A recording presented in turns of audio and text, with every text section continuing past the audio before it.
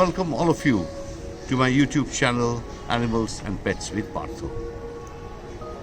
Today I take this opportunity in this festive month, in the times of Christmas and the New Year's coming up, to wish everybody a very happy New Year, and I'm sure you have had a wonderful Christmas.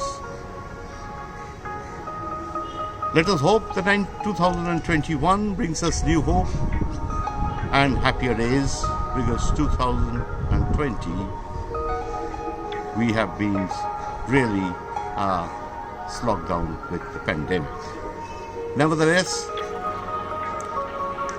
our animals and pets, which are a source of eternal joy to all of us who are pet lovers, I bring to you a story about dog shows. Dog shows that I have experienced. Over the course of many episodes, I will bring you a lot of stories about dog shows. A lot of very interesting and fascinating incidents, stories that I have experienced over the last 35-40 years. Some 35 years ago, maybe in the year 1986 or 1987.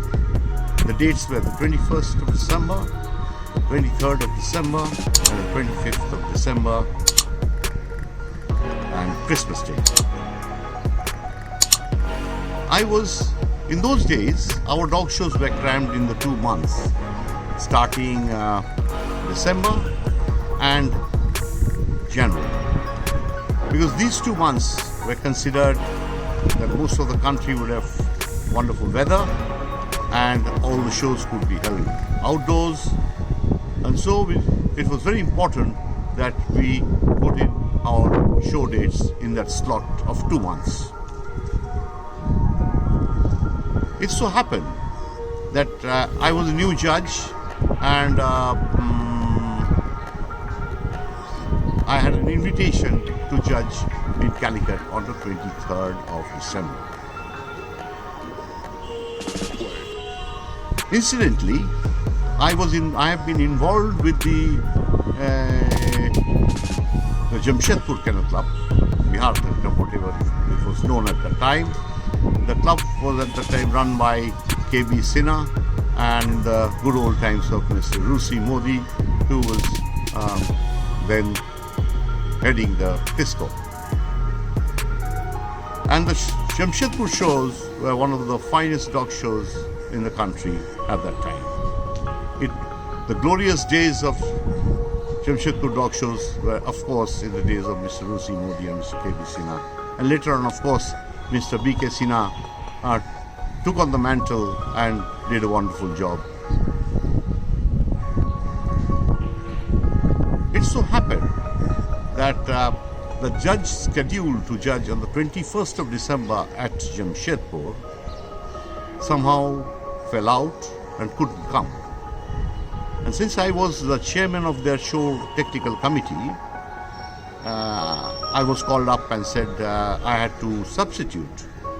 But I told them that I could not, because I was already judging in Calicut on the 23rd, and so I had to travel and couldn't take the responsibility to judge on the 21st, because that would make things too close for me to reach Calicut. Well, Tatars, as you know, they have a way with things. So Mr. KB Sinha told me over the phone, Partha, you have got to judge the show, and we will see. If we have to send you a Sputnik, we will do so. You will be in Calicut in time to judge in Calicut on the 23rd. Having heard that, I had no option but to agree to judge to the show that I had to judge on the 21st of December. Sure enough, the arrangements were that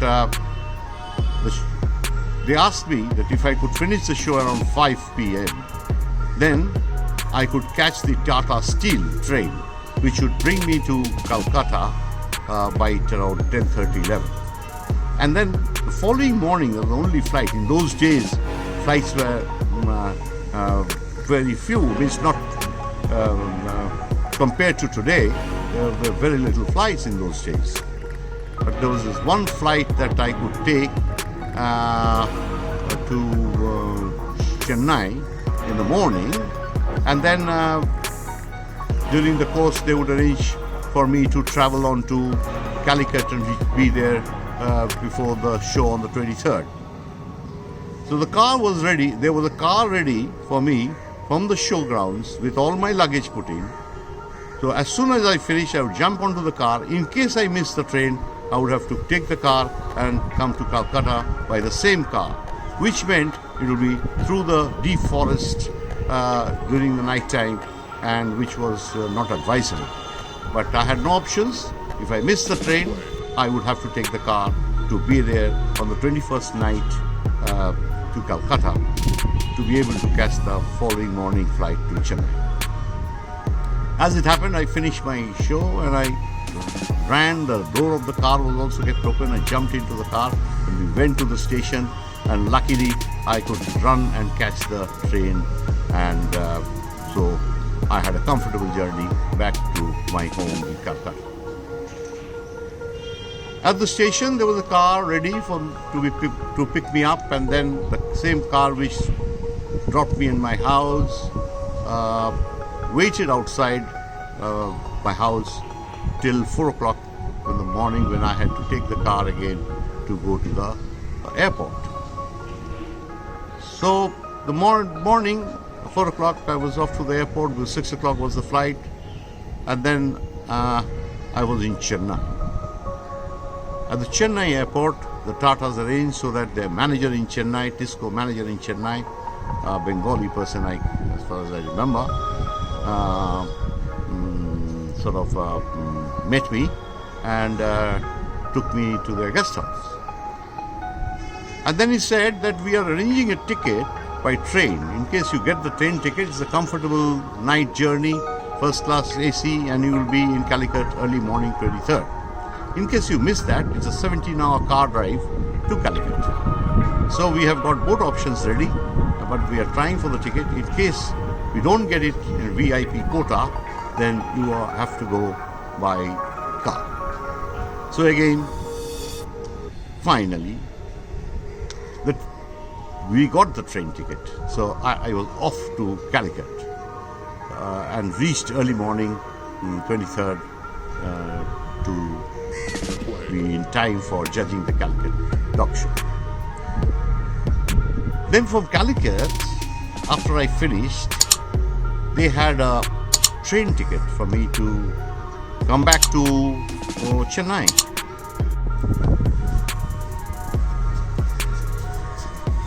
So after finishing the show in Calicut, I had to take the night train to Chennai.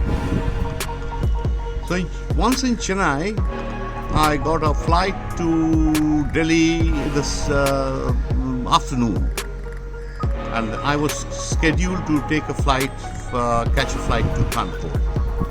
But what happened was, when I reached Delhi from Chennai by flight, the Kanpur flight was cancelled due to bad weather.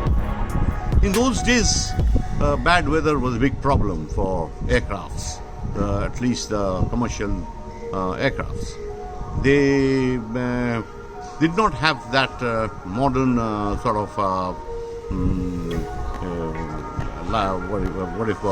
systems to combat bad weather. To some extent, after some extent, they had to cancel flights, and there were a lot of cancelled flights in those days. And Kanpur and Delhi being very cold in the month of December and a lot of fog, so the flight to Kanpur was cancelled in the evening. So once that was cancelled, I didn't know what to do. I was at the airport and had nowhere to go. I was roaming here and there, and I had bought a ticket. Of course, the same ticket was, I was rescheduled to fly early morning on the following day, that is the 25th, to Kanpur to be there to judge the show. Well, it was a more early morning flight. I thought, well, I'll be still in time to judge in Kanpur. But of course, if the weather permitted. Anyway, the night I decided to spend at the airport itself, and I was going around and I met a person in the dog world, executive of the Delhi Kennel Club, who worked for the Indian Airlines. He said, I told him my problem. He said, no worries. You come with me, you sleep in the office, sleep in the couch, and early morning I'll wake you up for the flight. Because he was on duty at that time. So I was comfortably in the cold, wintry December month in Delhi airport, in Air India, one of the office couches. I relaxed and slept. But then when I woke up in the morning, there was bad news. It was so foggy that all flights were detained, and everything was delayed. So announcement came after continuously. Weather started slowly improving, and the flight schedule just kept on changing. That after 1 hour, and then again after 1 hour, and then again after 1 hour. Finally, at 11 o'clock in the morning, 11:10, the flight was a small flight from Delhi to Kanpur. So around 11:15, I think, the flight took off from Kanpur, from Delhi for Kanpur. So once finally I actually dressed myself so that I could go straight to the dog show ground and start judging. So I was prepared mentally that I would have the luggage in the car and I'll be straight into the dog show ground to judge. So there I was. I reached around, flight landed around 12, at 12:30 or so, 12:45 or so, I was able to reach the showgrounds. The club had sent a car to fetch me. And there, as I was approaching the showgrounds, I could see my old friend, late Donald Mascarenas, who had just the previous day was all ready to start judging the second day instead of me, to substitute for me, which meant he does on Saturday and he would be judging on Sunday, the Christmas day, so that because the judge couldn't arrive. But then fortunately I was there, and it was nearly about 1 when I had to commence my judging. The exhibitors, most of them knew me, a lot of them, even the organizers told me please finish early, because the previous night the show went on for a long time into the evening, and in the bitter cold they were all very, very stressed up, so they needed to finish the show early today.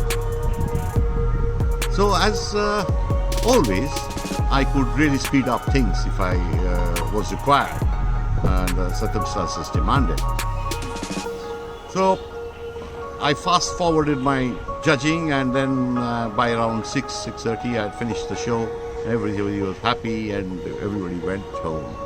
But this was, I thought when I finished, I said to myself, I must have made history. Truly, in those days, there were no means of transport like it is today. There were not enough flights. Then the weather could get things, make things wrong for you. So it was a real challenge for me. But then, when you announce a show and you take in entries, I as an organizer always felt that if the judge doesn't come, then what do you do? Because the dog show must go on, and the exhibitors will come from long distance and they'll all be disappointed. They paid money, you have made a commitment to them, and just because the judge couldn't arrive. But in this case I was not at fault, because I was only trying to help these clubs, and it was not for money, because in those days you got nothing. They didn't pay you 1 rupee for judging a dog show. In fact, you went out of pocket going to dog shows. Even your taxi fares and things like that. If they asked you, you could tell them, that this is the taxi fare or whatever, from the airport to your home and from your home to the airport. So, but then in those days, people were not really keen to judge because it was 100% honorary, and not like today when there is a, the judges scamper for getting appointments, because there's so much money in India. You get 20,000 rupees to judge for one day, and then if you sort of judge in specialty shows, which is like 15,000 rupees each, you have 2-3 specialties judging 10, 15, 20 dogs in each of the breed, whatever, and then you get 15 into 2 or 3, whatever. Until 2 years back or so, there was one person judging 10, 15, 20 dog shows in 1 year. Of course, only the others would get, a couple, but he would take all the dog shows to himself. So, and there was a lot of money, that could be earned by 20,000 into 10 shows or 15 shows, and then 15,000 into 7 shows. So all that made, but in those days, I traveled by train, by flight, and all. It was pure passion. It was the exhibitors where, they looked upon you with so much of respect. They knew that you were spending your time, energy to be there, to enjoy the dog show with them, to because they thought that you were a little knowledgeable, to share your knowledge with them. So it was a real pleasure. But things over the years have changed. I'm going to come to you with new episodes, and you will enjoy it. This is one incident that I thought I should make a mention, and it should go into the books of history to be documented, that in 35 years back, 21st of December in Jamshedpur, 23rd of December in Calicut, and 25th of December in Kanpur, to judge and be there and complete the assignment was not a very small task. But then I enjoyed it thoroughly, and I look back with great satisfaction, and I thank you for being with me and listening to me all this while. Bye, and we will get back to you again shortly.